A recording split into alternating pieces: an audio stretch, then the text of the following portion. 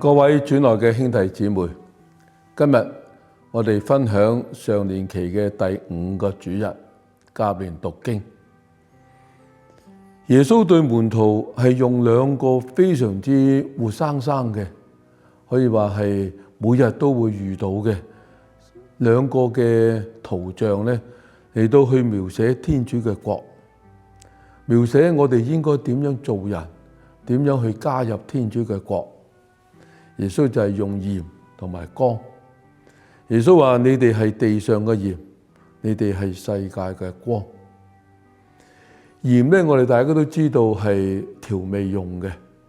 我哋係啊，如果食嘢係淡咧，當然啦，而家呢個時代可能大家都減肥啦，唔好落咁多鹽啦。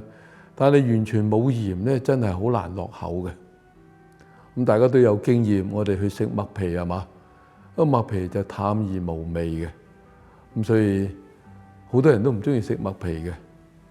好啦，講到鹽咧，鹽就係增加個味道啦，令到可能一個成個環境、成個情景咧，有咗一種嘅光彩，有一種嘅味道啦。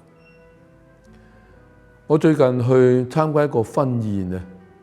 新郎新娘都唔係教友，咁新郎嘅媽媽就係教友，咁佢請我咧喺婚宴當中咧主持一個祝福禮。好啦，咁成個嘅婚宴嘅開始咧都相當長嘅，新郎新娘有好多嘢講咧，亦有啲影視嘅放映出嚟咧。好啦，咁去到呢個食之前啦。咁就請我咧，就主持一個祝福。咁我喺呢個機會咧，都係同呢個新郎新郎同埋在場嗰啲親友講咧，婚姻係有3個嘅錦囊嘅。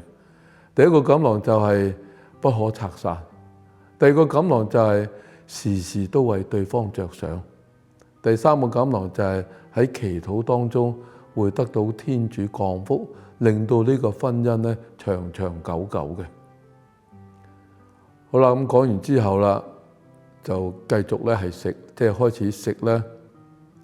咁後來有一位嘅即係當時參加嘅教友咧，佢行埋嚟同我講：佢話神父啊，你將呢個婚宴咧加上一個好好嘅味道啦，令到個婚宴咧可以咁講係提升咗啦。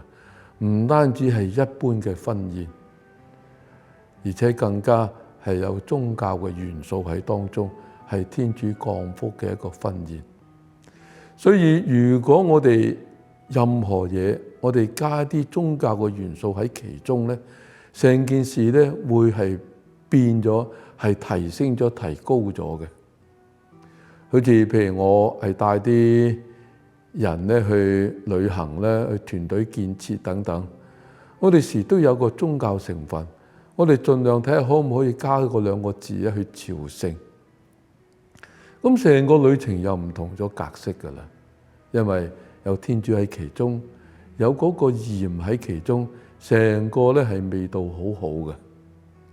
咁另外講到呢個光啦，你哋係世界嘅光。光咧可以話至少有3個功能。呢個功能就係光照，第2個功能就係溫暖，第3個功能就係燃燒啦。咁光照同埋呢一個燃燒嘅功能，大家都知啦，我唔多講啦。我單單想強調嗰種溫暖啊！我記得以前同大家都分享過一個好靚嘅小故事啦。佢講有一個細蚊仔，佢因為要去開刀，咁啊預備入手術室。咁佢好驚，咁佢攬住佢一個嘅公仔，一個小狗熊，佢攬住佢唔肯放。